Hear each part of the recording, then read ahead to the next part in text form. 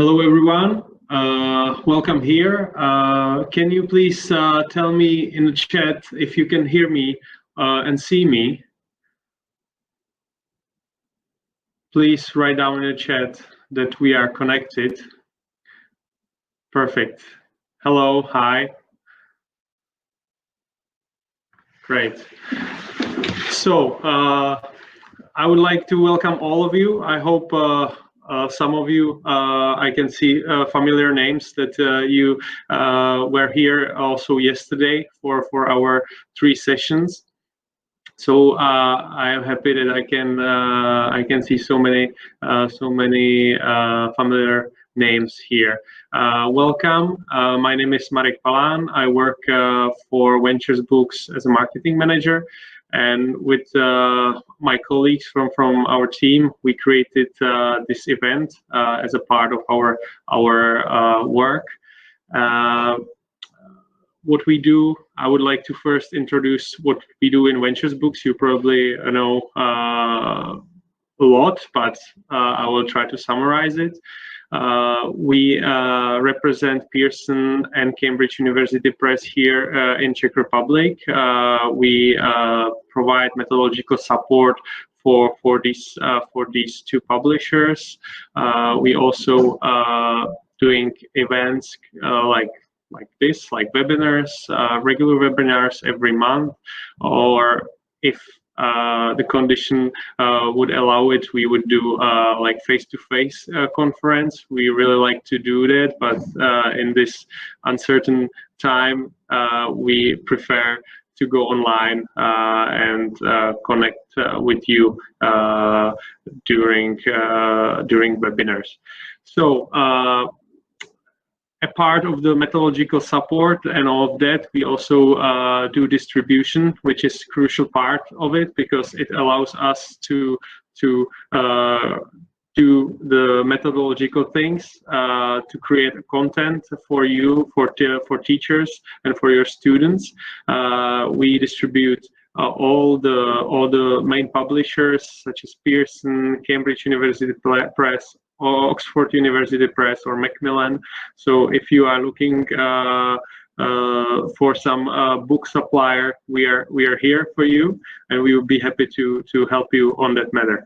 So let's now switch to if you are interested in more information about us and what we can offer you and your school, please visit our website. For Czech Republic, it's venturesbooks.cz, and for Slovakia, venturesbooks.sk. So now let's go to today's program. From 4 o'clock, there will be John Wolf, who had the last session yesterday. From the feedbacks we've got, thank you. Anyway, thank you for your feedbacks from yesterday. It's always really good that we get these feedbacks, and we are able to then apply what you didn't like or you like in the further events and our further actions. So John was really popular, and I think he will do the same job today again, and you're gonna like it. Today's session, In Search of Truth, is focused mostly on lower secondary, but also upper secondary teachers. So I hope all of you will find it helpful. Then we will have a break. Then our colleague Barbara Mikova will have a presentation on roadmap, which is upper secondary / adult title. It's a new title for 2019 and 2020, and it's from Pearson. And then, same as yesterday, we will have a raffle in the end. So please stay with us if you can. You might win something.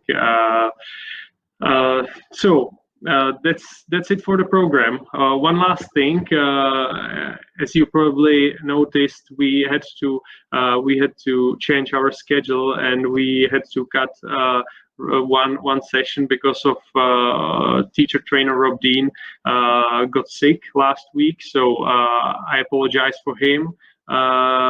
he's sending regards to all of you, and we will try to arrange webinars for autumn with him, so you won't miss him basically. And we would also like to invite you to our autumn webinars, because we will try to get more native speakers in there, as well as our local teacher trainers, which are really good, who are really good. So you can look forward to seeing them this autumn. So I think that will be all from this organizational things. Now, if anyone will experience technical issues such as frozen screen, or you wouldn't be able to hear anything, the sound will be poor, try to refresh the web page, or even restart your browser, shut it down and turn it off on again. And we strongly recommend you to use Google Chrome or Mozilla Firefox browsers, because they work the best with our application. So if anybody won't be able to hear anything, also try to check your volume on your computer or laptop in the right down corner. So I think that will be all. I didn't forget anything. So now in 5 minutes, John will be here, and our sessions can start. So enjoy, and see you in the end for the raffle. Yeah, bye.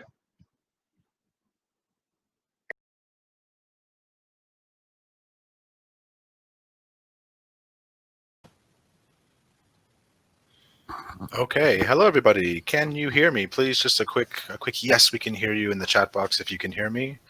I think, yeah, it looks like the audio is working, video is working. Fantastic. Can you also just put a yes in the chat box if you were present in the webinar yesterday during my session for the session for Focus, second edition? Okay, it looks like a lot of people were, but not everybody. I'm not going to do a whole introduction again. Most of you were here yesterday, but my name is John, for those of you who weren't here yesterday. And I wanted to say a quick word as kind of an introduction, a different kind of introduction. I wanted to say a quick word about native speaker bias, if nobody minds. When I first started teaching, I didn't really know about this term. I think all of you probably have heard of this native speaker bias. And as a language person, because I've always really been into foreign languages, as an English teacher and as a language lover, I think it's always nice to have contact with people who are native speakers of the language that you teach or the language that you're learning. It can provide a lot of benefits, right? But native speakers don't automatically make great teachers. You know, that's just a fact. Not anybody can be a teacher, right? I had this really funny conversation with, excuse me, with my older sister. She lives in Germany, and she was kind of at a point in her life where she was thinking about a career change, and she said, "Oh, maybe I can teach English." And I was like, "Molly, you're not a teacher. Come on." You know, she's kind of a corporate sort of office person. And I think what we need to look for as teachers and for our students is qualified teachers, right? That I think is the most important thing. And the topic of today's session is In Search of Truth, talking about authenticity. And to be completely honest with you guys, when I first started teaching English, I had done a 1-month CELTA course, and I had a little bit of a background in secondary education. When I was at university, I studied history and political science, because I wanted to be a high school history teacher. But I was also very young and very lazy. So when I was kind of getting towards the end of my time at university, I had 1 more semester to get my California State teaching credential, but I was sick of school because I had already finished my history degree, but I was adding on this teaching credential. Was running out, and I would have had to pay for a semester of university. I know it sounds dumb, but university fees in America are insane, right? And I basically said, I don't want to go into debt. I'm sick of school. So I had about 80% of my secondary teaching credential for the state of California, but I just finished school because I was young and kind of naive, and to be honest, kind of stupid. So I had a background, somewhat of a background in teaching, but when I started teaching English in 2006 in Europe, I had just done a 1-month CELTA course in Barcelona. Luckily, that was a long time ago. I've done a lot of training since then. I've done some certificate courses through International House. I've done the Cambridge Delta. I've done a master's degree in applied linguistics. So I'm not just some American guy who moved to Europe and thought, oh, I'll teach English. I don't know. Since I was since I was in my first year of high school, I knew that I wanted to be a teacher. This has always been a passion of mine.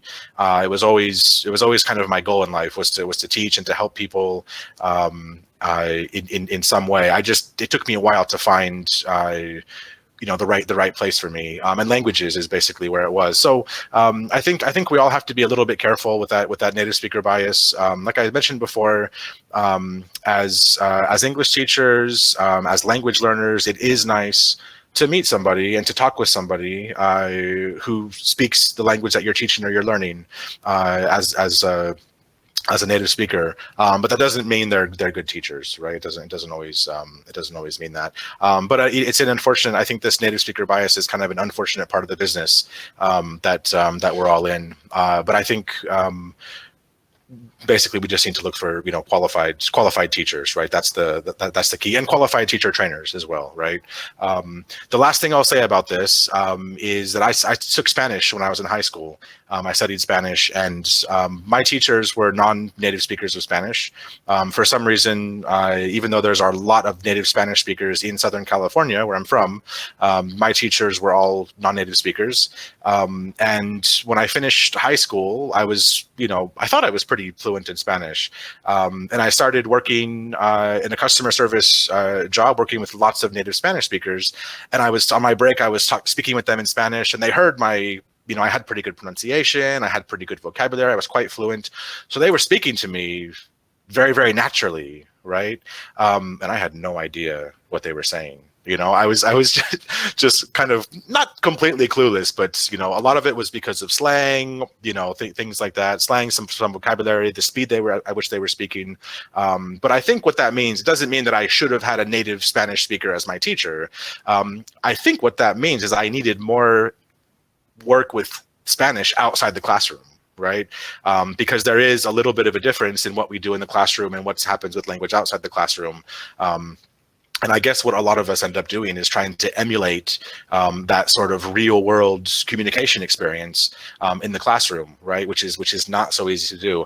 It's something I've struggled with, in the last 5 or 6 years of my teaching career, right? Is giving students an authentic reason to communicate. Okay, that's enough.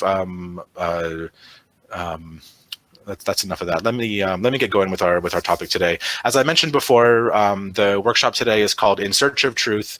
It's all about using authenticity in the classroom in order to improve learner outcomes. Just bear with me 1 second. I need to bring get my presentation up here. This is the one. There we go. So, excuse me. One of the things that inspired this workshop, this topic, was this idea of fake news being so prevalent in society today. The term itself, fake news, is used by a lot of politicians. When they hear something they don't like, they basically say that's fake news, which means, well, what does it mean when someone says that's fake news? What's the translation? What are they actually saying? When Donald Trump, for example, hears something he doesn't like and says, "Oh, that's fake news." Well, what does he mean? Yeah, that it's a lie, it's made up, and it's getting harder and this post-truth world that we live in. If you haven't heard that term before, this post-truth era that we currently live in, look it up and see what it actually means. But it's really getting harder and harder to find authentic information. right? When you look at articles online, things like that, it's really hard to spot what's fake and what isn't, and we're all just being kind of assaulted with content on the internet. Constantly through Twitter, other types of social media, through news outlets. And not only that, but scientific research is being ignored in a mainstream society. Unbiased research studies, who funds the research study, all these types of things make the truth harder and harder to find. So with that in mind, I thought this would make a good topic for our session today. Improving learner outcomes through authenticity in a few different forms, right? A few different forms. The forms or the types of authenticity we're going to look at today are here. So how we as teachers can sort of use personal authenticity in the classroom as a tool to improve learner outcomes. We're going to very briefly look at topic authenticity, which basically means relevant topics to our students, to our primary and secondary students. And finally, we're going to look at how authentic materials can be used in the classroom. And also, we're going to take a short look at culture and how culture can be used as kind of a tool or an engine for language learning. So these are the things we're going to look at. And just like yesterday, the goal of the webinar today is for you to walk away with some lesson ideas, including some ideas for a little bit of a lesson shape for a video-based lesson, and other activities that should be adaptable to different ages and different skill levels as well. That's kind of the plan for today. So let's get going with the authentic teacher. And one thing that I've always kind of believed, but I've also learned by working in the classroom, is that learners, especially younger learners, especially teenagers, they respect honesty. And one thing that I like to do in my classes, which you guys have probably already realized, especially if you were in yesterday's session, is to use personal stories, personal anecdotes to help relate a topic or to help relate vocabulary or to help relate some kind of concept to students. One of the reasons I do it, I guess I just like talking about myself. Maybe that's part of it. But I think it makes language more memorable. Right, and this is one big problem that I had when I was learning Polish. I couldn't remember new vocabulary. I just couldn't. They wouldn't stick in my mind for some reason. But when I had an experience out in kind of the real world, let's say, that involved some piece of language, I would remember it. So I feel like these kinds of stories help bring those experiences into the classroom somewhat. And help improve language acquisition for our learners. So one activity that I like to do is called Spot the Fib, or it's called Two Truths and a Lie. And this is an activity that I think a lot of you are probably familiar with. If you're not familiar with it, we're going to do a short little version of it. Okay, we'll play the game one time. But this activity is based on sharing some personal information with students, and also when students do the activity, they share some information about themselves, of course, but also to practice language and possibly to introduce new language as well, as we'll see in a moment. So I'm going to show you 3 sentences. One of them is a lie, and the other 2 are true. And what you have to do is put questions in the chat box to try and figure out which one is the lie. Okay, and an example of a bad question is, did you win a jiu-jitsu tournament when you were 20?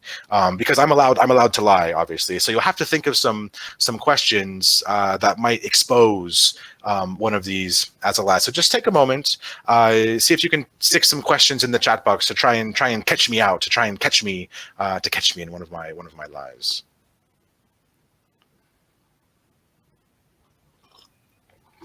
Diana, I do not like Leonardo DiCaprio at all. I think he was kind of good in Inception, but I'm not a DiCaprio fan, no.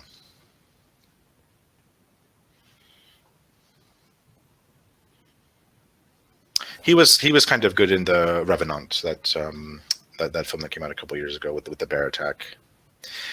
The tournament was held in North County, San Diego, and the thing that I won was a sparring tournament, because they also had kata, they had breaking, but I just did the sparring part of the tournament. And I studied jiu-jitsu for about 2 years between the time when I was 19 or 20. Okay. My opponent in the finals, I don't remember. It was just some guy, some guy that was my age, and in the same, he was a yellow belt just like me. What sort of ice do they produce there? Yeah, the ice factory. Block ice and cubed ice were the main types of ice, and that might sound a little bit strange coming from this part of the world. But in Southern California, there's a massive market for ice, especially in summertime, because when people go to the beach, the first thing they do is they chuck a bunch of ice into a cooler to keep their food and drinks cold. Where do I work? I work in Wrocław at the University the Wrocław University of Science and Technology. Do I like ice cream? I do like ice cream. Yes. The ice factory was in San Diego. It was back in my hometown. What was the temperature in the ice factory? We had 2 different rooms. So we had the deep freeze, which was extremely cold. I don't remember the actual temperature. And we had a second warehouse, which is where we took the ice from to load into trucks, which was cool, but it wasn't extremely cold. Okay, I think that's enough questions. I think you guys get the idea, right? So just to tell you, the second one is a lie. I have of course seen Titanic. So that one is a lie. The first and third are totally true. As I mentioned before, I just studied jiu-jitsu for a couple of years. I'm not a crazy martial arts guy, but I just wanted to kind of get in shape and learn how to defend myself when I was in my late teens, early 20s. And yeah, I worked in the ice factory for two or three summers in a row. My neighbor was one of the managers, so it was very easy to get a summer job. Yeah. So this activity, I think. The prize was a massive trophy, a trophy that was like, almost a meter high. It was the craziest thing ever. It was kind of for little kids, but I didn't fight little kids in the tournament. They were people that were the same age as me, but the trophy was ridiculous. Okay, so if you look at these sentences, if you had to say there was a language point involved with the example sentences here, what would you say is the language point? Whether it's presentation or practice?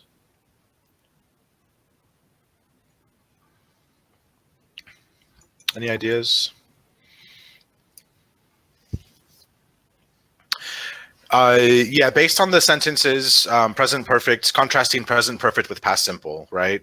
But as somebody mentioned, asking questions as well, question formation absolutely is always going to flow from this kind of activity because students have to ask loads and loads of questions.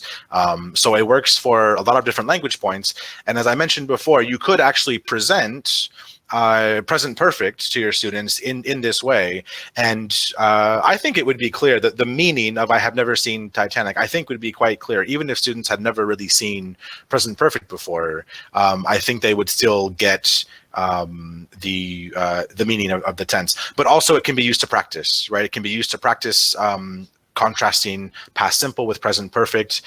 You would just have to model the activity after having a lesson that contrasts the verb tenses and tell students, you've got to have, with your 3 sentences, you've got to use at least one example of present perfect and one example of past simple, right? And you'll get a very good idea of if students can use these tenses appropriately. It also works very well with verb patterns, with gerunds and infinitives, for example, and also for practicing vocabulary, right? But it's just a little activity that is based on kind of personal information, this idea of teacher authenticity, which I think can be kind of fun for students. It can give students a chance to learn a little something maybe unusual about their teacher, and then also to sort of reveal some information about themselves that their classmates might not actually know. So I think the benefits of teacher authenticity we can see here. It definitely helps build rapport with learners. As I mentioned before, I think students, especially teenagers, respect honesty. They respect authenticity, and I think it makes us as teachers more approachable as well. Students might be less hesitant to ask questions in class, and more importantly, not so worried about making mistakes in class, as they feel a little bit more comfortable and they feel a little bit more of a connection with their teacher. And of course, it reminds students that we're people, you know. Has anybody here ever run into one of your students outside the classroom, like somewhere in the city center, or, you know, in a shopping mall or something? Anybody? Yeah, and the students, especially the younger ones, kind of look at you like, why are you not in school? And it's like, no, I'm a person. I don't live at school, you know. At a rock concert, yeah, that can be fun. Yeah. When I worked in a really small city in Poland, I ran into my students all the time. So it just kind of, like I said, it just reminds our learners that we're humans, we're people as well. We can also make mistakes. We have, you know, stories we can bring to the classroom as well. So this is one short activity, and I'd like to show you another activity, which is also based on this idea of teacher authenticity. In fact, it's a whole lesson, if you want it to be, and it's a writing activity. Okay, and this one, just like Two Truths and a Lie, this next activity is basically a materials-free lesson. You need to have a pen and paper. Your students need to have pen and paper, but that's pretty much it. So it's a whole writing lesson based on a very simple activity, and the activity is this. So I'm going to tell you a story, okay, but I'm not going to tell you the whole story. Okay, you only get one sentence from the story. In fact, the sentence you can see here, in February, I went to California to visit my parents. That's the beginning of the story. Okay, now your job is to find out as much as you can about the story by writing questions to me. Okay, so please type some questions, see if you can find out some information about this trip that I took. Okay, type your questions in the chat box. While you're doing that, I'm going to explain a little bit more of how the activity runs, in class. So the first thing I do is I write the first line of the story on the whiteboard, and I put my students into pairs, and they need one piece of paper between them. Okay, so when they start asking their questions, they write the questions down. When they finish a question, they raise their hand. I come over, I read the question. If it's grammatically correct, contains no mistakes, I'll write the answer to the question in short form, right? I'll give them the short answer to the question. If the question has a grammatical mistake, I'll underline it, give them the paper back, and they have to correct the mistake that's underlined. Okay, and what that means is kind of bouncing around the classroom, writing answers to questions, and I'll let this run for I like to give each group a chance to write, you know, maybe 5 questions, maybe 6 questions, you know, something like that. So let me see if I can answer some of your questions. I'm just going to say the answers. Okay, in class, I would be writing the answers down on the student's piece of paper, but I'm a slow typer, so I'm just going to answer some of these questions. So yes, I went to visit my parents because we try to visit them every 2 or 3 years. What happened? We had a really nice time. The weather was fantastic. We went to the beach a couple times. We took a trip with my parents to the mountains just outside San Diego, and we slept in a yurt, which was really fun, especially for the kids. I went there by plane, of course, and then borrowed my mom's car while I was there to drive around. I went in February instead of at Christmas time because tickets are much cheaper, and because I had time off between semesters at the university. It was a simple visit, but I have to say, every time we go to visit my parents, it's a special occasion because we don't go very often. And anytime they can see their grandkids, right, is a special occasion. My parents, my mom, is about 68, and my dad is about 64. Okay, so I'm gonna thank you very much for all the questions. I'm gonna stop answering all of them now, just in the interest of time. So basically what you end up with after this activity runs is each pair of students will have a piece of paper with 5 or 6 questions and answers about this trip. Okay, and the next step is for the students to turn their questions and answers into a story, right? Some kind of cohesive piece of writing. It probably won't have a beginning, middle, and end, okay? But I always encourage them to not just list the facts, just write the answers to the questions, but make it into a cohesive story. So they have to maybe add some linking words, for example. Sometimes I say you can make up a detail of the story if you want to, just kind of for fun. So they do that. They've written the stories about my trip, and then I have them swap with another group and look for some new information. Okay, so they've written these really short stories about my trip. They've read another group's story to compare, because not everybody will have the same questions and answers, right? All the students will some of them will think of the same questions, but there'll be some variety, right, in the questions as well. And then the next step is for students to do it themselves. So they get out a fresh piece of paper. Everyone has their own piece of paper. They have to write their own introduction sentence to their own story. And on the whiteboard, I'll kind of underline in February. Okay, so they say, they put last year when I was 10, last summer, whatever it is, I went to banana to blah, blah, blah, or something like that. So they write the first sentence of their own story, and it doesn't. I always tell my students, it doesn't have to be an elaborate trip abroad. It could be, it could be something as simple as last weekend I went to the cinema with my friends. Right, that is also totally acceptable for this activity. And so they write the first line of their story. Again, they're still working in pairs. They swap papers with their partner, and they start writing questions for their partner to answer. So the activity runs kind of the same way as when the teacher did it, right? But now they're just doing it with the partner. And I'll tell them they can do one question and then get the answer, and write the next question and get the answer, or they can do 5 questions at a time. Something like that. But one thing that happens is oftentimes, you guys know how secondary students, especially lower secondary, they might think of like 2 questions and go, oh, I don't have any other ideas. But if they get the answers to the questions they've asked, it might spark some new questions as well, right? So that's why I kind of encourage them to get as much information about the story as possible. And again, they can do it 5 questions at a time, or they can do 1 question, swap, 1 question and swap, and so on. So after this activity runs, I'm monitoring quite closely to see how much, how many questions they're asking. It is quite difficult to monitor for accuracy at this point, but you can collect those questions and answers after to check for mistakes. But once this part of the activity runs, the students will have questions and answers, right, about their partner's story, and then they write the story. Right? It's a writing activity. So they write not their own story, but they write their partner's story, right? So they don't write the story of the trip they took. They write the story of the trip their partner took. And from there, a couple of things can happen. You can collect the stories, have a nice day. We'll do some delayed error correction tomorrow. I like to post the stories around the room, or have students pass the stories around. They can also block the name out and try and guess who the story was about, for example. There's lots of kind of follow-up activities to do with it.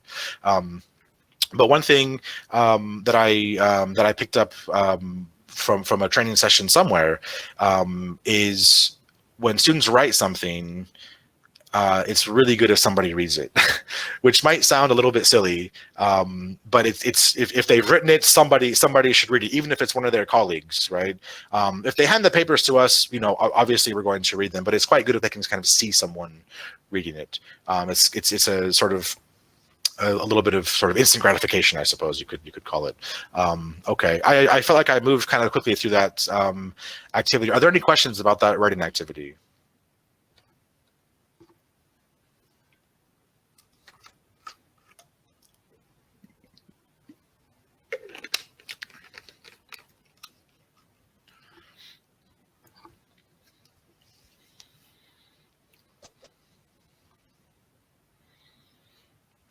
And just to give you an idea about the timing, it does come out to pretty much 90 minutes. A lot of my lessons are nowadays are 90 minutes. You guys probably have 45 or 50-minute lessons, I suppose. So you might only get kind of halfway there in 45 minutes. Thomas, my students do generally enjoy this activity. Yes, they do. I think it's a sort of unusual approach to a writing activity. Petra, you're absolutely right. Yeah, with younger kids, it would take a long time.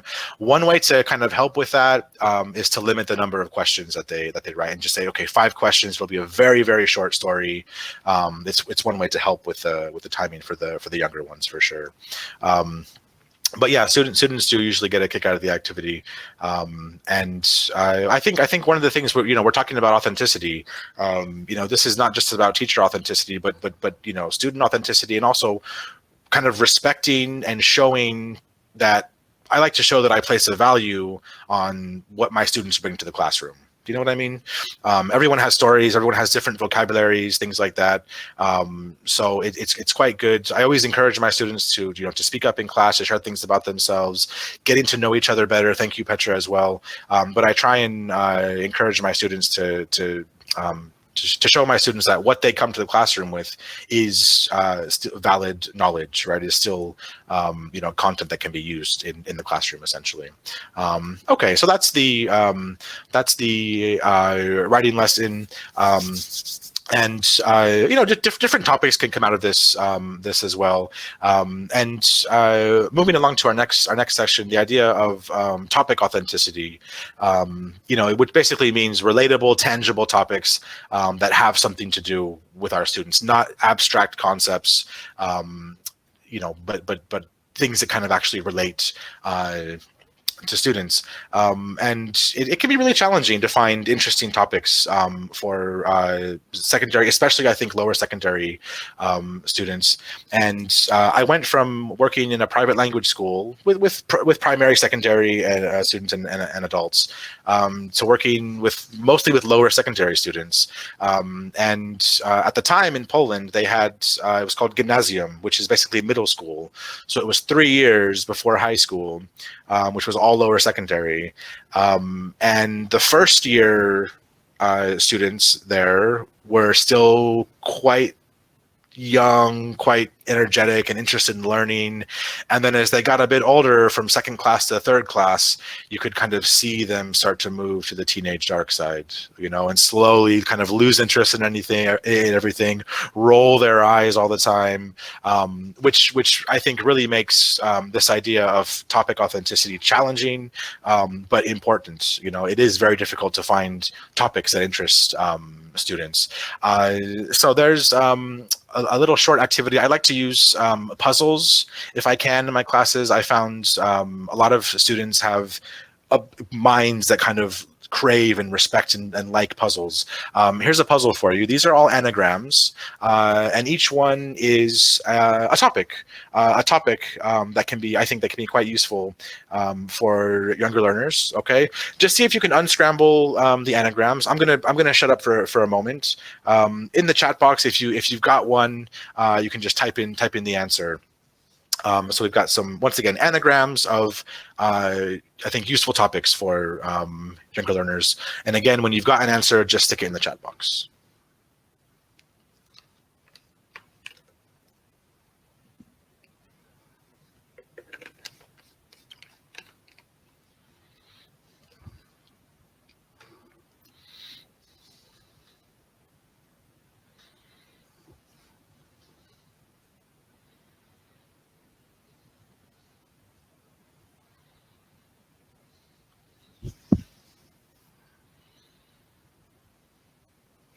Okay, I think you guys get the idea. I like things like anagrams because you can find anagram generators online.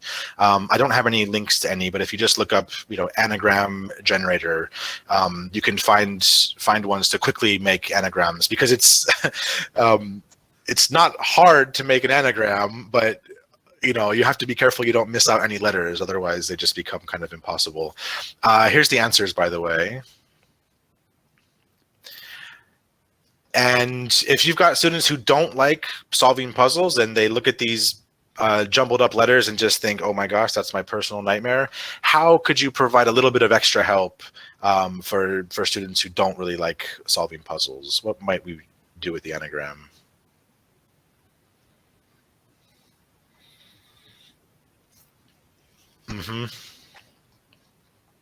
Yeah, giving the first and last letter, working in teams, absolutely, absolutely, yeah. Collaboration, I'm a huge fan of. I feel like in my lessons I constantly say with your partner, all the time. Yeah, yeah. First and last letter, or you could just capitalize the first letter of the anagram, right? Something like that. So just to provide a little extra support, right, for students who don't really find this kind of activity appealing. Hints as well, absolutely. Yeah, really nice idea, actually, Yana. I hadn't thought of that. Giving little hints, some examples of the category, right? So if you had nature, you could have in brackets, trees, sunshine, the outdoors. That's a really nice idea. Yeah, and I hadn't thought of that myself. Yeah, pictures as well. Yeah, yeah, fantastic. Lots of ways to give extra support. Good. So these are all topics, and I mean these are topics that typically come up in course books for younger learners, for primary and secondary students, and I think they are pretty relatable topics, right? There's probably one exception in there, work. I don't know how relatable the topic of work is to primary students. It can be, of course, jobs they'd like to have in the future, types of jobs that their parents do. But we always teach jobs. It always comes up in classes, right? But it might be one of the topics that's a little bit less, possibly a bit less relatable. But on the topic of work, there's another activity that I'm a big fan of, which is not exactly materials free, but you can find the materials for odd one out almost anywhere, right? And you guys probably know how odd one out works. This is with pictures. You can do it with word lists as well. The topic here is jobs. Okay. Sorry, I was reading Marcella Dream Job. I think you were talking about relating the topic of jobs to students, because I don't know if any of these would be anyone's dream job necessarily. Maybe the first one there. But what do you guys think? What's the odd one out in these pictures? And there's no wrong answers really, as long as you can justify your answer. It's basically correct. Okay. So in the chat box, which one is the odd one out and why?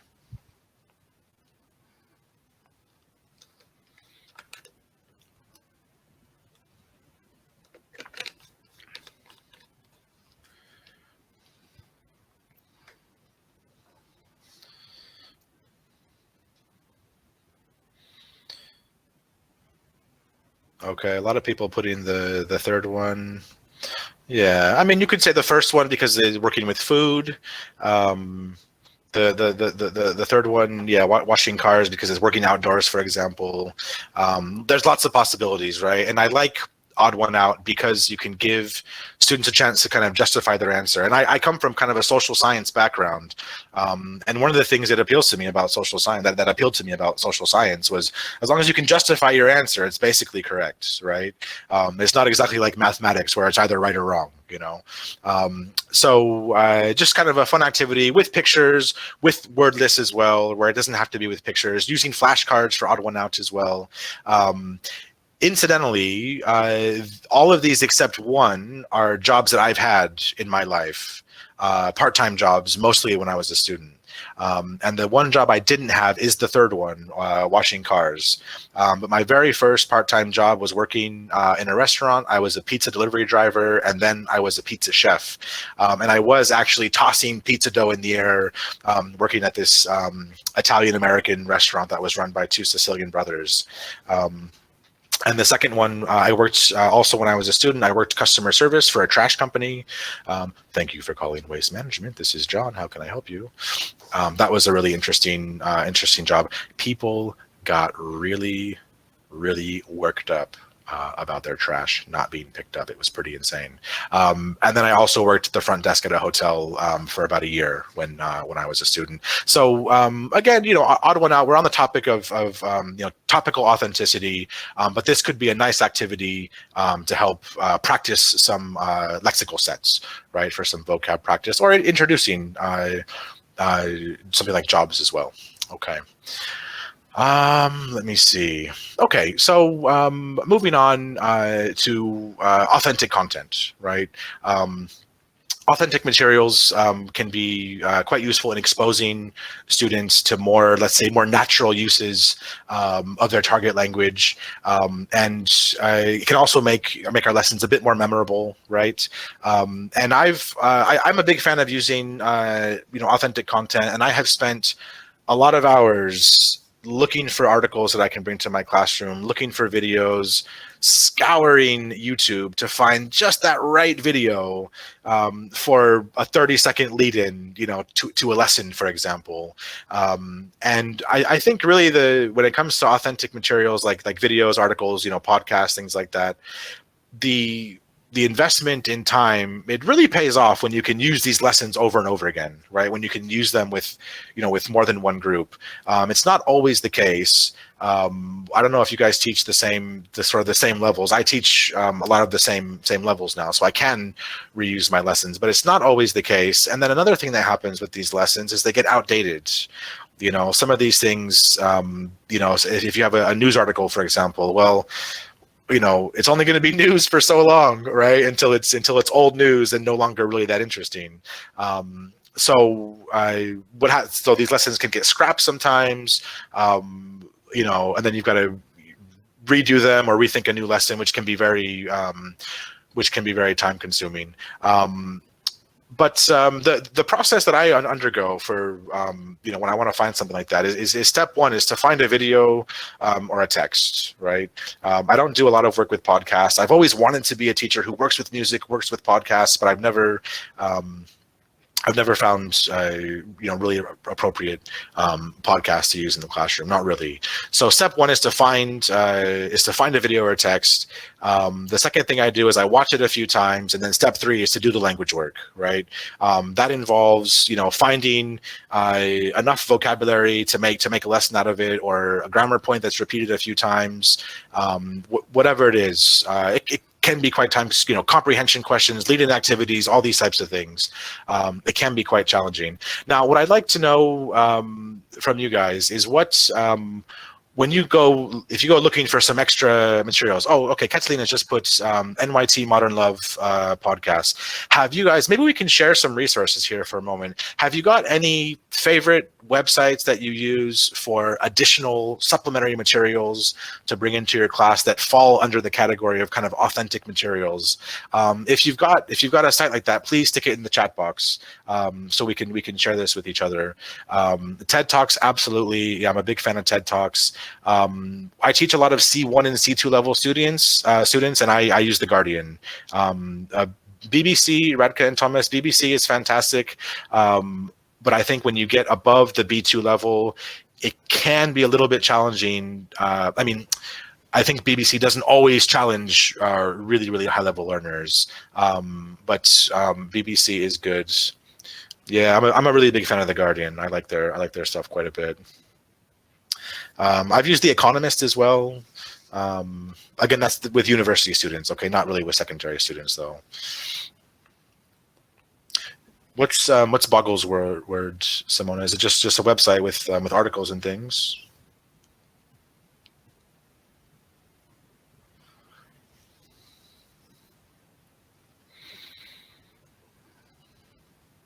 Aha, okay.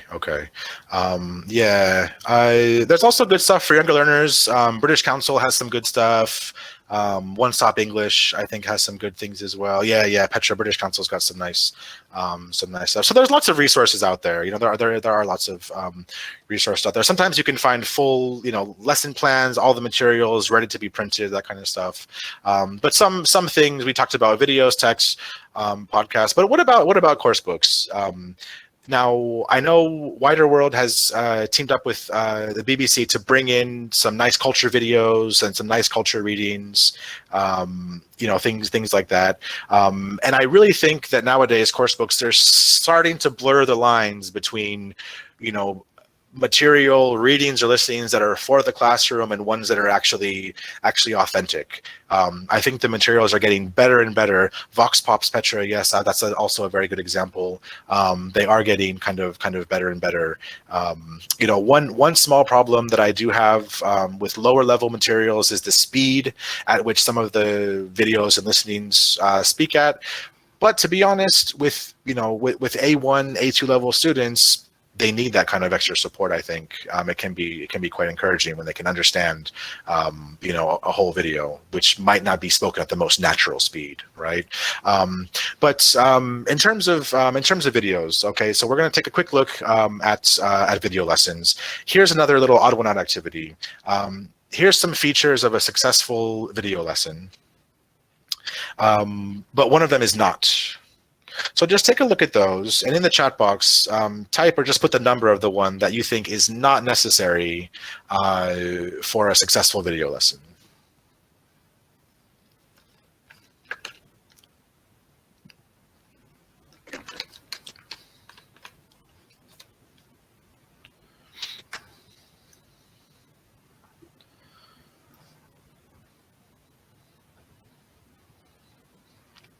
Yeah, most of you are putting it there. Number one, it does not have to be full of new language. I think you obviously want some new language there, but if there's too much new language, it can be kind of confusing and a bit demotivating for students if they just can't quite understand kind of what's happening. But the other ones I think are quite essential for a successful video lesson. I always start my lessons by setting the topic, creating a clear context for the lesson, and we're going to watch a short video. Okay, a really short video, which is about a day in the lives of school children from different countries. Okay, and there's a lot of ways that you can set the topic. You can show a picture. Yes, you can do some brainstorming. Any kind of pre-watching activity that helps set the topic can be quite useful. But before we watch, what I'd like you to do is just jot down 2 things that you do before going to work in the morning and 2 things you do after work. Okay, so just on a little piece of paper, 2 things you do before work, 2 things you do after work. We're going to watch the video, and if those things appear in the video, just tick them on your list. Okay, just take one moment to write down 2 things you do before work, 2 things you do after work. I'm going to get the video ready.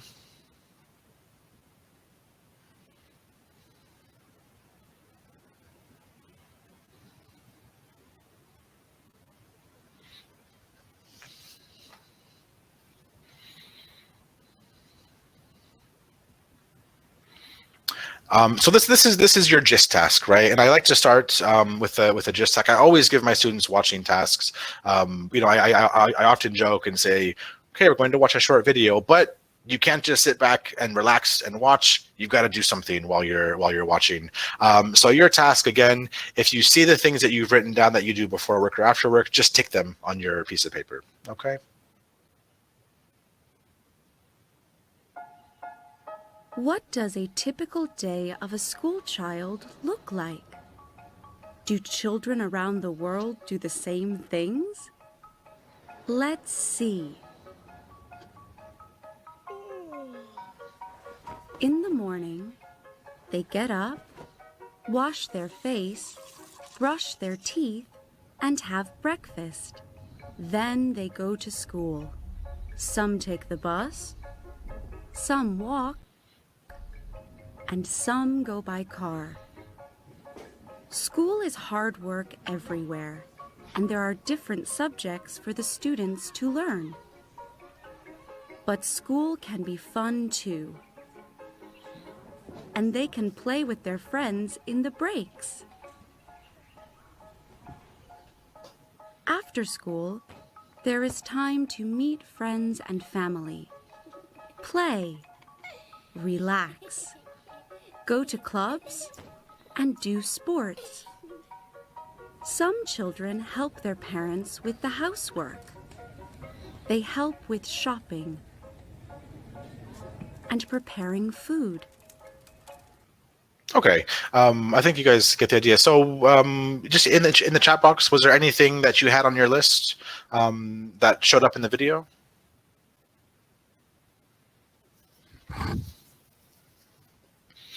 Yeah, have breakfast. Yeah, relax. Okay.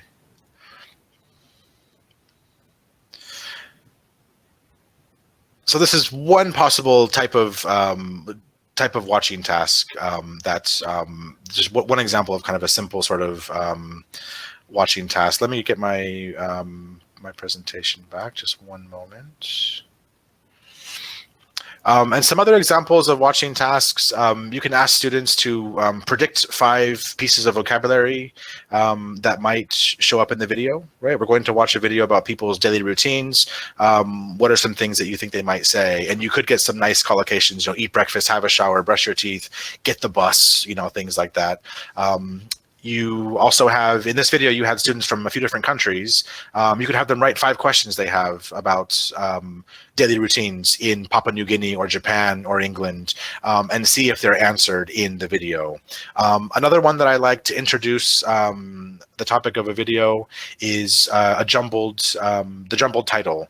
Is to put the title of the video or the article that you're going to read and just kind of mix it around. What's the question here? The title of another video.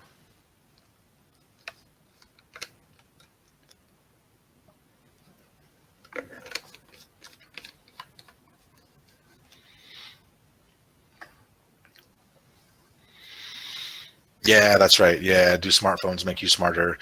So again, a little bit of a puzzle, kind of like an anagram, but of a whole question in this in that case. So there's a couple little ideas there for some gist tasks. But of course, if you're using if you're using a course book, you've got this stuff already kind of ready for you with watching tasks, with some language work. And some follow-up tasks, project work, for example, things like that. So just a couple ideas for using video in the classroom. One more thing, contains a short video. What would you say is kind of the ideal length of a video to use in class? How many minutes are we talking? Just in the chat box. What's the ideal length for a video to use in the classroom?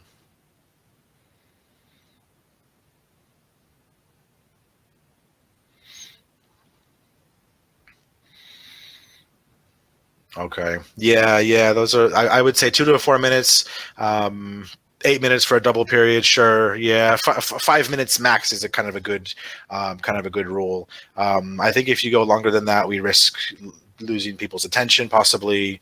It depends on the video, One thing that I'll often do, if I find a video that I really think my students will like, I had a colleague who gave me a lesson that was about tigers, right? We call it the tiger lesson. Excuse me. It was an amazing lesson, but the video was quite long. It was like a 15-minute video, B1, B2 level students. So what we did, we broke it up into sections. So we'd watch kind of 2 minutes and then do a little bit of review, a little vocab work, some comprehension, watch the next 2 minutes. They had some things they had to tick off, things like that. So if you do have a video that you think is going to be quite good, but it's a bit long, you can break it up, right? You can break it up into pieces. And I think using these elements here, I think the result is that it will allow students to interact with the content of the video in some way. And I think that is kind of one of the goals is video is supposed to be engaging for learners, right? That's one of the benefits of using video. It grabs their attention, it makes them think. And I think if you do all these things, that will probably be the intended result. And one thing that we saw in that video was a kind of a cultural comparison, right, between a few different countries, which is one of the nice things about these BBC culture videos. And that brings me right to my next topic, which is using culture as a language learning tool. And this is something that I kind of worked on when I was doing my my master's degree in applied linguistics. Culturally relevant teaching, this idea of cultural communicative competence, being fluent in a culture as well as a language, right? Culture can be a difficult thing to address. I think we kind of mentioned it yesterday. In 90% of my classes, all my students are Polish, right? They're all from the same country, which means they have a relatively shared culture. Not everything about them is the same, obviously, but when it comes to things like holidays, they all have very, very similar holidays. It varies regionally, of course, but it can be kind of a difficult thing to address. Culture can be a bit dangerous as well because of stereotypes. I'm not afraid of discussing stereotypes in class, and as an American, I encounter stereotypes all the time. Maybe you guys know some stereotypes stereotypes of Americans. Why don't you stick them in the chat box? I'm going to show you some things that I've heard throughout my teaching career as well. What are some stereotypes of Americans that you're familiar with? I won't be offended, I promise. Yeah, fast food, that's a big one. Overweight, absolutely. Yeah, obesity is a huge problem in the US. The White Sox, yeah, that's right. Yeah. Smiling a lot, yeah. Overly optimistic, yeah. Traveling by car in Southern California, absolutely. I mean, cities are designed for cars, right? Nobody walks, nobody takes the bus. I've got lots of public transportation stories that I could tell. Yeah, and a lot of people say Americans are fake because we smile a lot and we say thank you all the time. And some other stereotypes that I've encountered, we can see in the pictures here. Fast food, you guys mentioned. We all drive big trucks. We love money. We're noisy. All of these stereotypes I encountered in one of my first days teaching English in Poland. I was in, it was a upper secondary group, advanced, and one of the students basically asked me, do you drive a big truck? Do you have a gun? Do you eat fast food all the time? You know, all these types of things. And I was just like, oh my gosh, you know, come on. But anyways, you know, stereotypes come up in different ways, right? And I think what happens with culture in course books is it's addressed in a kind of a one-dimensional way, which can still be fun. It can still be very useful, but it is kind of one-dimensional. And in course books, this is normally what we see, right? Customs, traditions, holidays, celebrations, right? You know, what do people eat for Christmas in England, and you know, Christmas crackers, you know, that kind of stuff. You know, popular holiday spots is also a way that culture is kind of addressed, and it is interesting. It is, I think, a valid use of culture in the classroom. But I you know, because we have, I think most of us have kind of monocultural classrooms. How can we address students' own culture? Because not everything related to culture in the classroom has to be about the culture of someone else, right? It could be about exploring students' own culture, which is not an easy thing to do. You know, it's not the easiest thing in the world to do. So one thing that I like to do is it's an activity called Memory Stars, okay? And basically the way the activity works is here. So I model this activity for my students, and I draw a picture of a vivid memory that I have. Okay, I'm a horrible artist, by the way. Okay, so you don't have to be an artist to draw a picture on the whiteboard. But I sort of start drawing my picture, and I tell students, guess what I'm drawing. Okay, try and guess the who, what, where, when, why of my drawing. Okay, and the pictures we can see here is basically what I would draw on the board. Okay, based on those pictures, what do you think might be the memory that I'm kind of drawing based on those two pictures on the bookshelf stereo and the record button? What could be that memory that I have?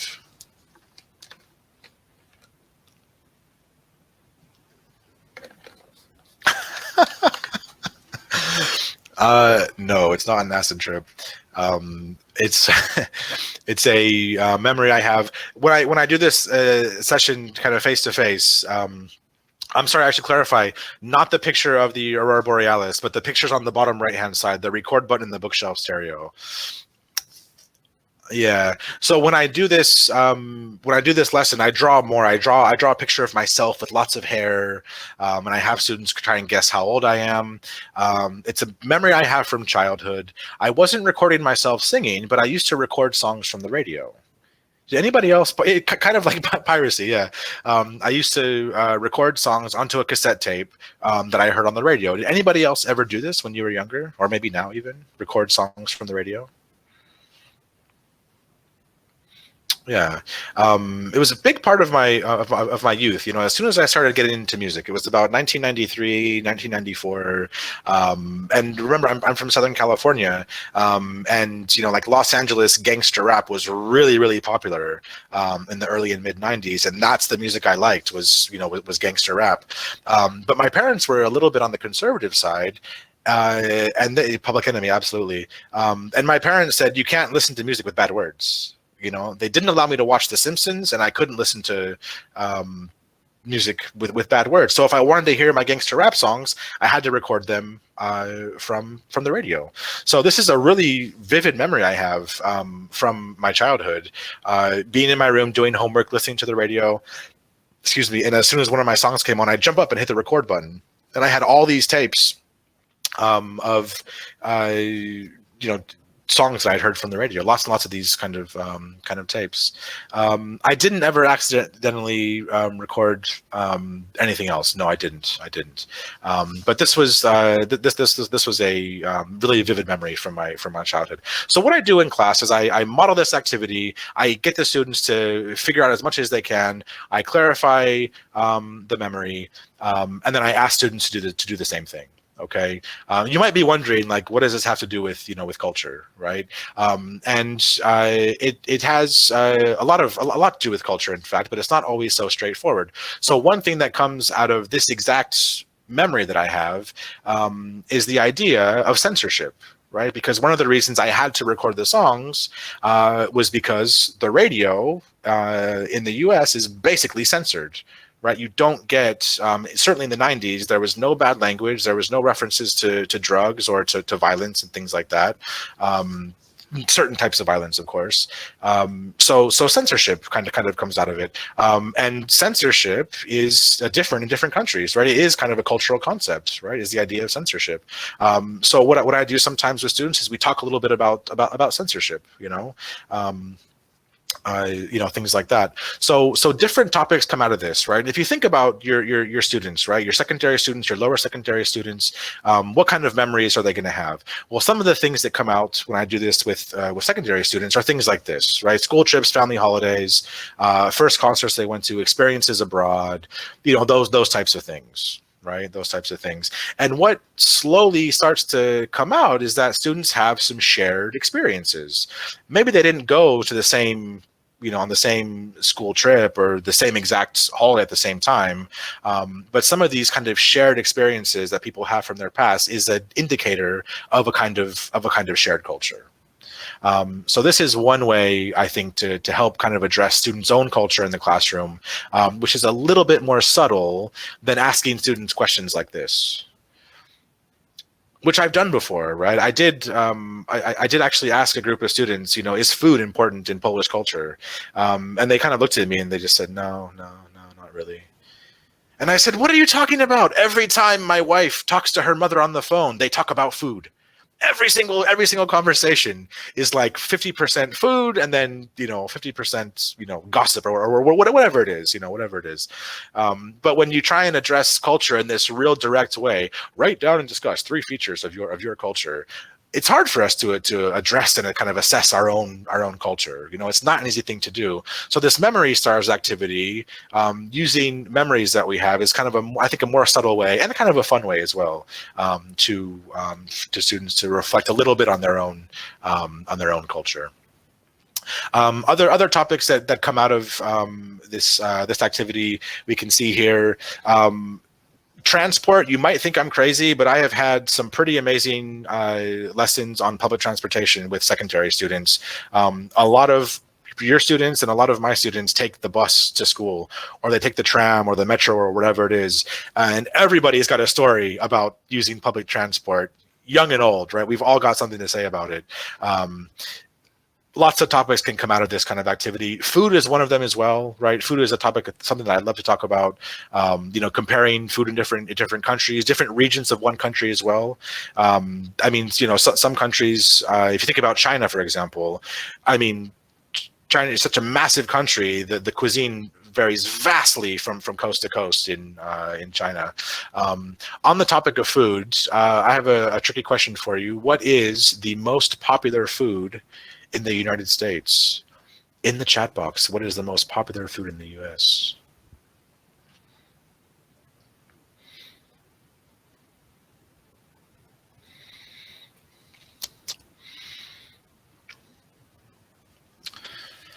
Well, those are all admirable guesses. The answer is it's complicated.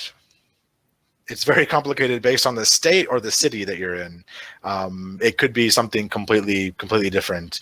America's a big country. Let's try England, right? What's the most popular dish in England?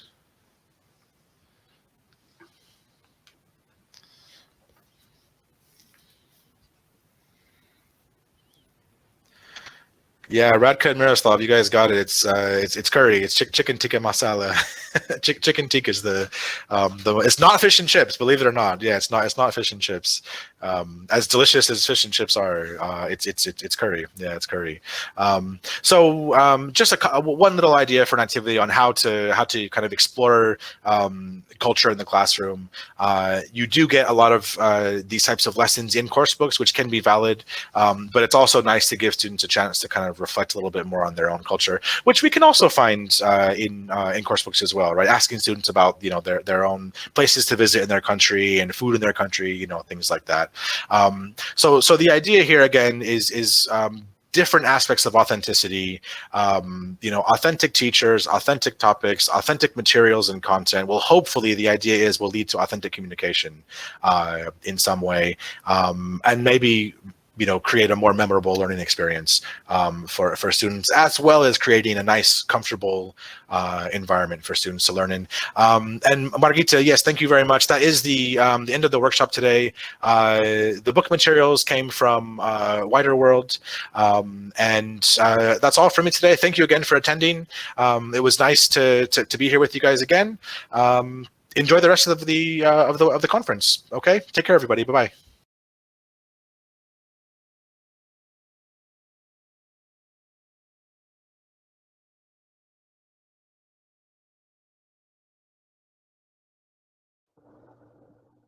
Good afternoon, everybody. Can you hear me and see me? Please, could you let me know? Okay, thank you very much. Great. So, hello again. My name is Bára Míková, and today I'm going to have a product presentation on roadmap. Before I start, I would like to ask you again, if you have any questions related to the book, please wait till the end of my presentation, because then it will be a bit easier for me to follow your questions and give you the answers. So I think we can start. The motto of roadmap is, as you can see, every class is different, every learner is unique. Do you have any ideas what this could refer to, or how this can be mirrored or reflected in the course book? Could you give me some ideas in the chat box?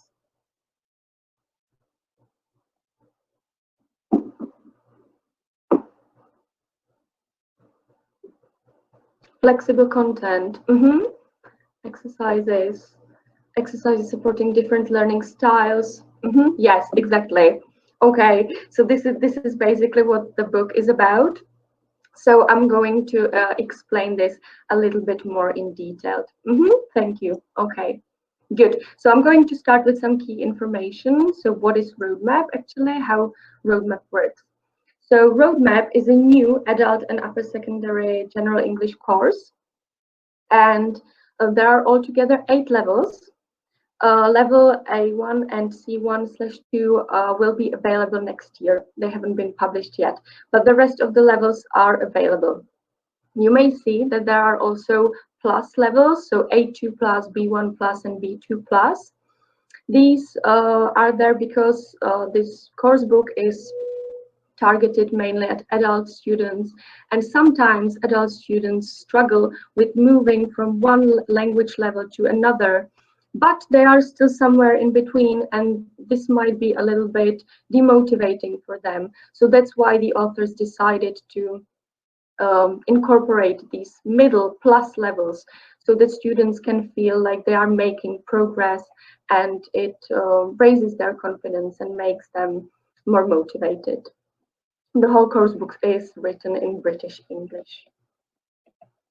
Okay, so who is this book for? I've already mentioned that it is mainly for adults, but it is good also for students of high school, so age 16 plus. It is for students who are interested in relevant and engaging content and clear goals and learning objectives. This course book is great for inexperienced as well as experienced teachers who really need a flexible teaching material, so which they can adopt very easily, so they can meet all their different learners' needs. And regarding the institutions, this course book is good for high schools or for language schools. So what is unique in Roadmap? It can be really challenging for teachers, usually teachers of language schools, to reflect and work with different students' needs, different students' interests, abilities. And Roadmap should hopefully be a tool or a solution to this situation. The book works with a unique dual track approach, which basically means that the book is divided into two halves. We can call them white pages and gray pages, or fast track and extended track. I'm going to explain a little bit more detailed what that means. So the fast track route means that there are 10 core units featuring grammar, vocabulary, and pronunciation practice, leading up to a final speaking activity. There are, in each unit, there are 4 lessons like this: A, B, C, and D, which is English in action, and check and reflect. I will also, towards the end of my presentation, I will also give you a unit walkthrough, so you will see what the book actually looks like inside. Then there is the extended route, which means that to each core unit or core lesson, there is a skills-based lesson, which focuses either on reading, writing, or listening. Speaking is everywhere. There are no specific speaking lessons, but there are reading, writing, and listening lessons. Each of these lessons is linked to the content of the core unit lesson. Okay, so Roadmap is also specific in that it contains clear speaking objectives. At the beginning of each lesson, there is a clear speaking objective, which helps your students build their confidence. It's also helpful if they know what they are doing and why exactly they are doing it. In this slide, you can see a couple of examples of the speaking goals. So for example, talk about life events, ask for information, talk about rules, describe and recommend places. And there are plenty other speaking objectives like this. Okay, Roadmap is also great in that it doesn't only test your student skills, but it also develops them. Very often in course books, you may just encounter exercises which basically tell you, okay, spot this difference or do this, and it doesn't really develop the skill. It only tests how well your students do. But in Roadmap, there are activities like this that develop the skills, and students can make progress, actual progress. So again, here are a couple of examples for listening and reading tasks. So in listening, the aim or the goal can be recognize agreement or conflict, identify uncertainty, identify the speaker's attitude, and so on. In reading, it can be similar. Identify certainty, locate specific information, follow a sequence of events, and so on. So again, your students know exactly what they are supposed to do to help or to develop their skills. Okay, so how does Roadmap work in terms of engaging the learners? So Roadmap is quite specific in this, I would say, that usually you have got a unit which has got one umbrella topic. It can be, for example, food. And sometimes it may happen that towards the end of the unit, the topic gets a little bit tiring, or simply your students became a little bit bored or tired. Roadmap tries to avoid this. So that's why every lesson has its own specific topic. That's why the authors of Roadmap decided to do it that way, and they wanted to avoid the so-called topic fatigue. There's also a lot of personalized practice. There are video clips. There is one video per unit. Then there is a mobile app which is available to all the students who purchased this book, and also my English lab, which is online practice, or the online workbook, if for students who decide to buy this version of the book. Here you can see what my English lab looks like. This is great, especially for distance teaching. So if the students decide to buy the version with my English lab with online workbook, you can communicate via this platform. You can assign tasks, you can create classrooms, and so on. So how does roadmap build or help build confidence of your students? So I've already talked about the clear and relevant learning objectives. So this is one plus. And then there is also a lot of structured speaking practice. So your students get a lot of time to prepare their speaking tasks, a lot of opportunities to perform, to reflect on their performance, and so on. So how does roadmap make life make life easier for you as the teachers? So the whole course book is really well organized. It is very clear. The lessons prepared for you are very, very teacher friendly, I would say. They are called so-called pick up and go. So it means in the teacher's book, you have got all the necessary instructions for your lessons. There are also a lot of warmers, fillers, extensions, and extra worksheets to exploit. There is also a presentation tool, which I'm going to show you what it looks like, and that can enhance your performance in the class, and it also gives you the access to support materials. So this is what a presentation tool looks like. This is basically the interactive version of the book. You get the access code in your teacher's book. So here you just, if you decide to go to presentation tool, it shows you all the units in the book. And then if you click on one unit, it shows you the pages. You can decide if you want to see just the student's book or the workbook or both. You can also plan your lessons, and then you can go and teach them.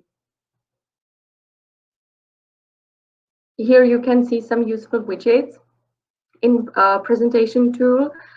So there is a dictionary. So if you just quickly need to look something up, you type in the word and it shows you the pronunciation, the definition. You can also make it larger on the whole screen so all your students can see it. You can work with teams, so you can add teams and you can keep the score on the board when you are playing games or competitions. And then there is the timer or stopwatch. So you don't have to go to any other websites, or you don't have to use your phone. You can just use this right on the screen, and it is very, very easy to use. This is the second part of presentation tool. This is resources. Here you can see you have got plenty of materials to use. You have got the audio, the video, tests. All of these materials are downloadable, so you can download them into your computer or on flash disk, so you don't have to rely on internet connection. Or you can also share them with your students. Again, in distance teaching, that's great if you need to provide your students with some extra materials. So here is just to show you the photocopiable materials are there. For example, you can print them right from the resources. And then I would like to talk about how to teach roadmap online, because Pearson came up with a whole PDF on how to use roadmap online. Here is the link. Perhaps one of my colleagues could also put it in the chat box for you to click on it. It's on Pearson's website, and this is a PDF. Here is the contents. This basically gives you information on distance teaching. It gives you a little bit of theory of background, but also some practical tips It gives you tips on how to use the online tools, and there is also a whole lesson plan for a lesson which follows the engage, study, activate, practice pattern. So it gives you an idea, a practical idea on how to use roadmap online, which is very useful if something like the lockdown happens again. So here is the promised unit walkthrough. I'm going to show you what roadmap looks like inside and what the whole unit looks like. So I've already mentioned that the unit is divided into A, B, C, and D lessons. So here is A. Each lesson basically stands on its own, so you don't have to follow the order. You don't have to go A, B, C. You can just choose whatever you want. And each lesson has got clearly defined learning objectives. You can see them at the very top. There are lots of different pictures which are supposed to provoke interest, to stimulate the discussion and activate your students. The key vocabulary is presented always in context, be it a short listening task or reading task, and then it is practiced through personalized activities. So here you can see B. Again, the structure is very similar to A. The grammar rules are always clearly highlighted, and the pronunciation is also highlighted and practiced in each lesson.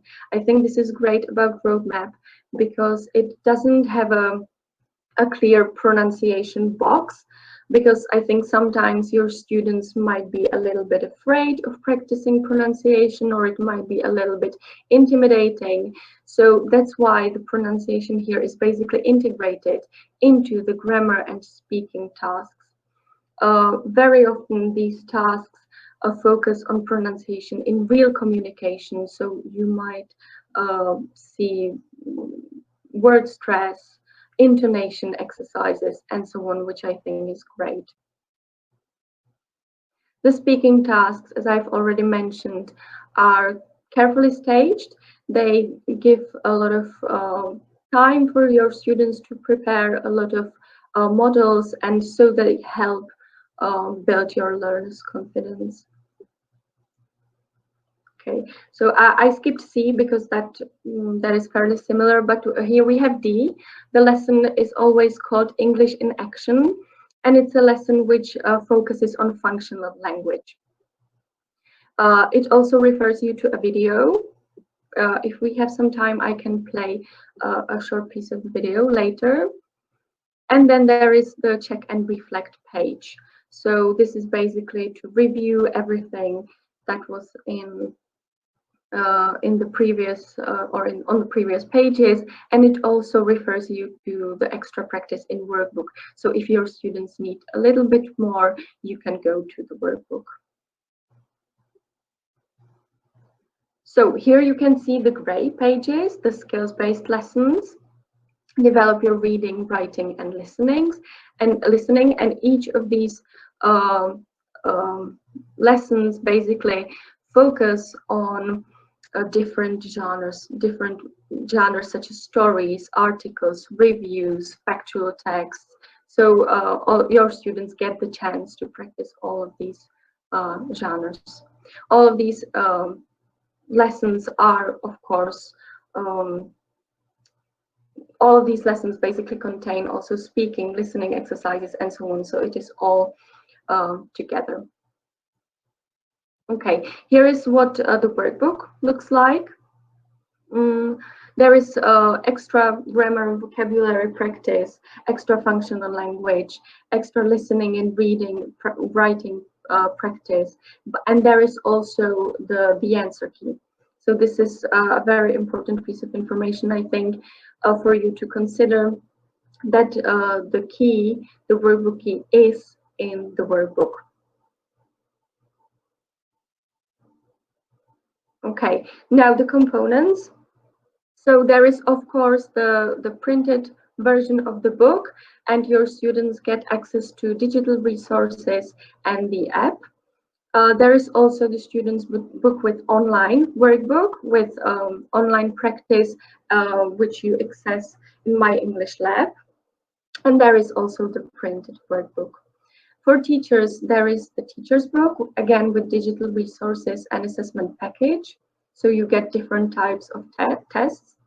And also the presentation tool, the front of class presentation tool, which is accessible on Pearson English portal via the code you get in your teacher's book. There are no CDs for Roadmap, but all the audio is downloadable. So you can have it in your computer. You don't have to have internet connection for that.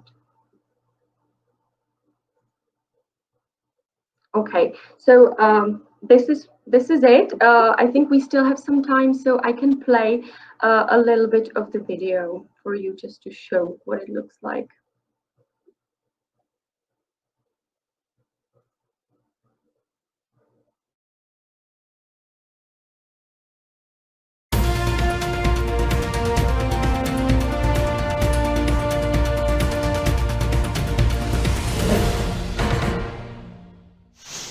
Hi, it's Will Best, your Roadmap reporter here. Today I am visiting one of London's canals because I want to find out what it's like to live on the water on a canal boat, or narrow boat as they're called. During the 18th and early 19th centuries, many families lived and worked on canals like this one in London. Canals were built to help carry heavy goods around the country. But the development of roads and railways in the early 20th century meant that jobs and people began to move away, and a unique way of life disappeared. But today, more and more people are choosing to live on the canal again, like Sophie and Finley, who I'm about to meet. Hey guys. Hi. How you doing? Good. Will. Nice to meet you. I'm Lovely Sophie. to meet you. Hi Sophie. Hi Finley. How's it going, guys? This is a beautiful boat. Thank you. She's lovely. Cheers. Wow. Do you want to come on board and have a look inside? Yes, please. I'd love that. Nice. Oh, wow. Look at this. It's lovely. Thank you. Really, really nice. I mean, it is small. Yeah, it's really, really small. We've got about 10 metres squared of living space, but it's got everything that we need. Got our surfer, stove to keep us warm. Kitchen over there, and then Through to the bedroom. Can I carry on? Yeah. Ah, and here's the bedroom. Yeah. Very cozy. I love it. Guys, the boat is beautiful. Oh, Thanks. It's really nice. But what made you decide to live on a canal boat? There's a couple of things, really. Firstly, we thought living on the water looks beautiful. It looks like a lot of fun. It looks really relaxing. And then secondly, it's much cheaper than buying a house or living in a flat in London. How different is it living on the boat to living in a flat? Really Yeah, different. quite different. Firstly, we've got to make all of our own electricity.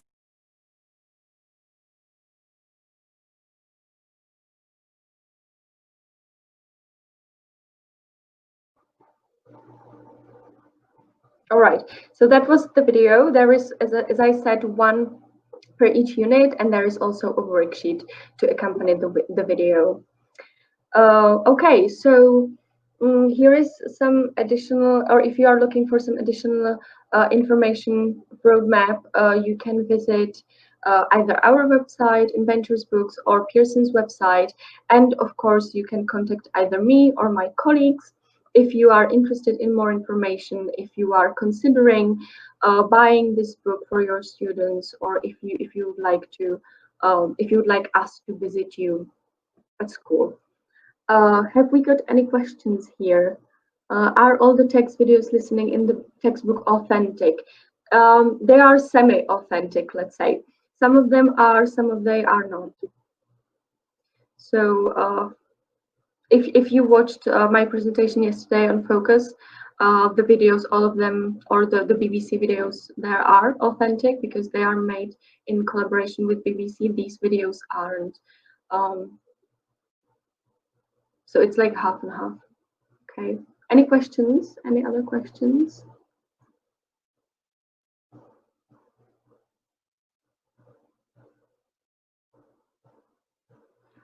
Are digital material sources time limited? Yes, so if you are asking about the longevity of the codes that you get, so the teacher's codes are valid for 3 years and the student's codes are valid for 2 years. But if you have the teacher's code and you use the book for more than 3 years, we can of course give you a new code or just extend the code.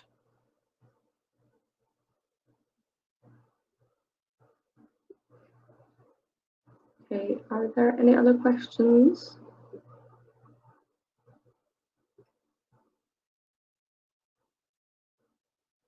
Okay, somebody is typing.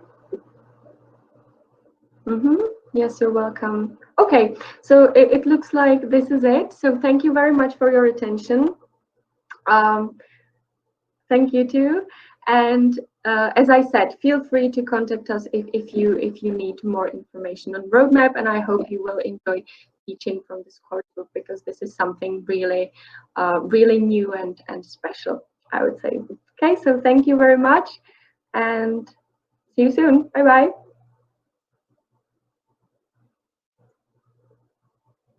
Thank you, Barbara, for your presentation of roadmap. Now I have a few information. The materials from today's sessions will be available from tomorrow on our website. You will receive email as yesterday, where you will get a link to them, and they will be there from tomorrow. And another thing, we will have these sessions from yesterday and from today video record, so video recorded, and we will upload them probably next week, and we'll probably inform you via email about it, so you don't have to check it every day. If you missed something, you can just basically play the whole webinar from yesterday and today again. Okay, that's it. Now we have a raffle time. Yesterday I started with Slovakia, so today I will start with Czech participants. Here is the ball with your names. So first one who will get a prize, which is a set of books with methodological and readers types. I think some promotional stuff, some pencils, and so on. So you'll probably find it useful. So first winner from Czech Republic is Kateřina Hajková. Kateřina, if you are here, please write down in the chat.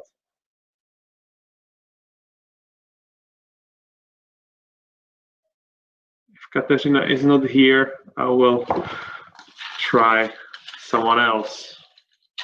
Okay. So next one, Angela Radiven. Oh, Kateřina is here. Okay, all right. Kateřina is first winner. The second one, Angela Radiven. Angela, are you here? Yes, perfect. So we have two winners, Kateřina and Angela, and the last one.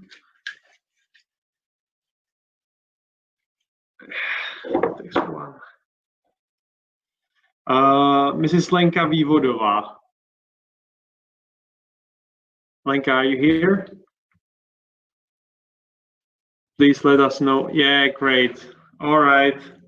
So first, three winners from Czech Republic, and now Slovakia.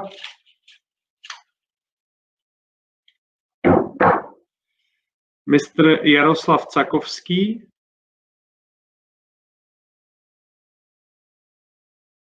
Jaroslav, are you here?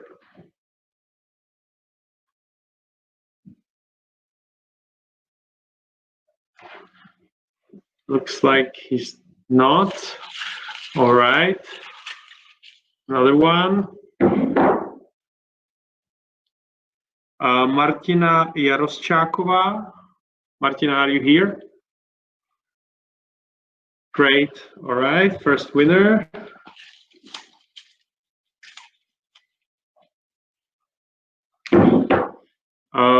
Mr. Zdenko Tarasovic. Great. Second winner. And the last one. Nina Pauliniova. I'm sorry for the pronunciation. Pauliniova. Nina, are you here?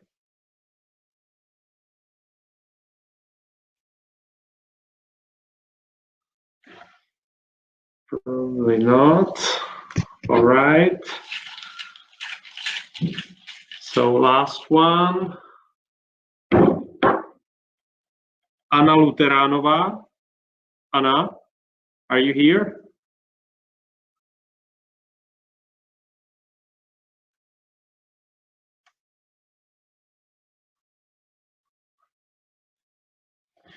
All right. Anna's not here.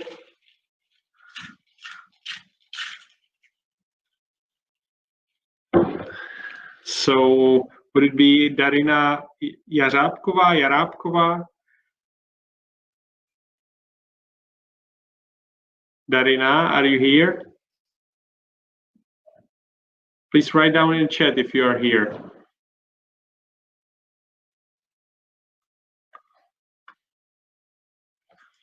All right. Seems like Slovaks don't want to win. Okay. So Lucia Feldes. Lucia, will you save me from reading all the names from the ball?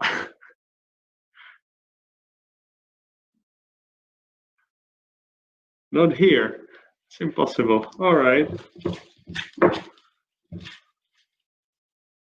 So then Marcela Chábová. Ah, great. Thank you, Marcela. Thank you. You're the last winner. That's it from today. Thank you again for attending. I hope you will join us in our upcoming sessions. So we will prepare webinars and teaching tips and all the stuff for you starting September. We have already one teaching tip for August already out. You probably received via email.